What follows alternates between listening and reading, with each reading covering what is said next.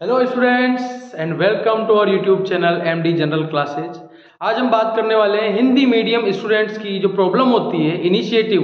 जब Hindi medium student शुरू में ट्रांसलेट करना सीखते हैं हिंदी टू इंग्लिश तो उनके सामने क्या प्रॉब्लम्स आती है वो हम देखने वाले हैं। How to translate into English, English में ट्रांसलेट कैसे करें। इसमें सबसे बड़ी प्रॉब्लम जो होती है वो यहाँ होती है कि हिंदी सेंटेंसेज में अपने पास सबसे पहले सब्जेक्ट दिया रहता है। जैसे आप इस सेंटेंस में देख रहे हैं राम खाना खाता है, तो सबसे पहले सब्जेक्ट दिया रहता है, उसके बाद में खाना यानी कि ऑब्जेक्ट दिया रहता है और खाता है मींस वर्ब दी हुई रहती है। बेसिकली हम ये देखते हैं कि जो फॉर्मेशन होता है हिंदी सेंटेंसेस का वो इस तरीके से होता है। सबसे पहले सब्जेक्ट होता है, सब्जेक्ट के बाद में वर्ब होता है, ऑब्जेक्ट होता है, ऑब्जेक्ट के बाद में सबसे पहले सब्जेक्ट होता है, सब्जेक्ट के बाद में ऑब्जेक्ट होता है, ऑब्जेक्ट के बाद में वर्ब होता है, यानी सब्जेक्ट ऑब्जेक्ट वर्ब। इस तरीके से हिंदी सेंटेंस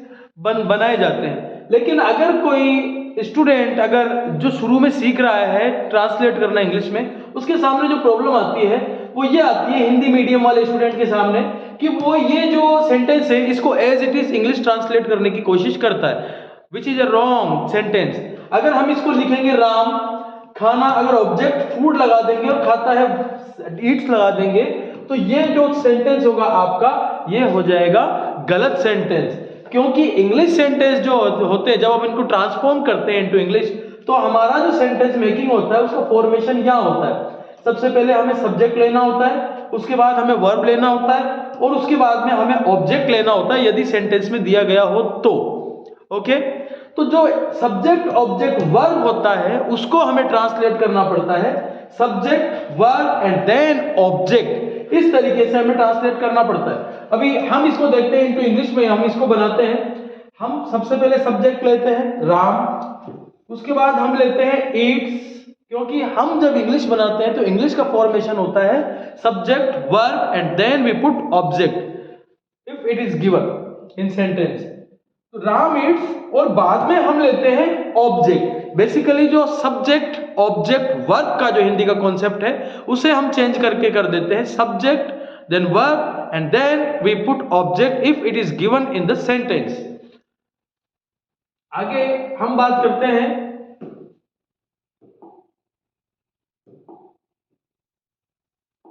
ये कुछ सेंटेंसेस हमारे सामने आपको ब्लैक बोर्ड पर दिखाई दे रहे हैं बोर्ड पर। इसमें मैं सब्जेक्ट है, स्कूल ऑब्जेक्ट है, जाता हूं वर्ब है। अगर हम इसी तरह से इसको बनाने की कोशिश करेंगे तो आपका इंग्लिश में जब आप इसको कन्वर्ट करते हैं तो ये रॉन्ग हो जाता है। मैं मीन्स आई, अगर आप स्कूल ही लिखेंगे तो वो आपका सेंटेंस रॉन्ग हो जाएगा। इसके लिए आपको क्या करना पड़ेगा, आपको एस ओ वी जो हिंदी में दिया रहता है सब्जेक्ट ऑब्जेक्ट वर्ब, उसकी जगह आपको करना पड़ेगा S V O subject then verb and then we put object. I go to school, इस तरह से इस सेंटेंस को बनाते हैं। हम स्कूल जाते हैं, ये सब्जेक्ट है, स्कूल ऑब्जेक्ट है, जाते हैं वर्ब है। We go to school.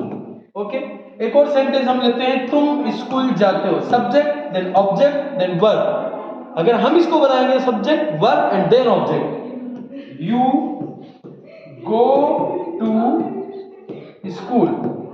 Okay, अब यहां भी गौर करने वाली बात यह है कि हमें इनमें वर्ब की फर्स्ट फॉर्म ही लगानी है, क्योंकि आई वी और यू जो होते हैं वो प्लूरल फॉर्म में होते हैं और गो जो होता है वो वर्ब की फर्स्ट फॉर्म है। और हमने इससे पहले वाले वीडियो में पढ़ा है कि ये भी अपने आप में बहुवचन ही होते हैं वर्ब की first form as it is. वह स्कूल जाता है, ही गोज टू स्कूल। वह स्कूल जाती है means feminine gender, she goes to school. वे स्कूल जाते हैं, they go to school. Mohan school जाता है, सिंगुलर नेम तो singular subject, Mohan goes to school. Ram और मोहन स्कूल जाते हैं, Ram and Mohan go to school. Basically हम इस वीडियो में ये देख रहे हैं कि आपका जो हिंदी से इंग्लिश ट्रांसलेट करने का फॉर्मेशन होता है वो चेंज हो जाता है, हम उसको एज इट इज नहीं कर सकते हैं। हिंदी सेंटेंसेस में हमें सब्जेक्ट ऑब्जेक्ट वर्ब दिया रहता है और हमें उसको कन्वर्ट जब इंग्लिश में करना है तो हम उसको करेंगे subject, then we put verb and then object, अगर वो आपके सेंटेंस में दिया रहा होगा तो। ओके, होप ये वीडियो आपको समझ में आया होगा। इस तरह की और बेसिक इंग्लिश ग्रामर की जानकारी हम लाएंगे। Thank you.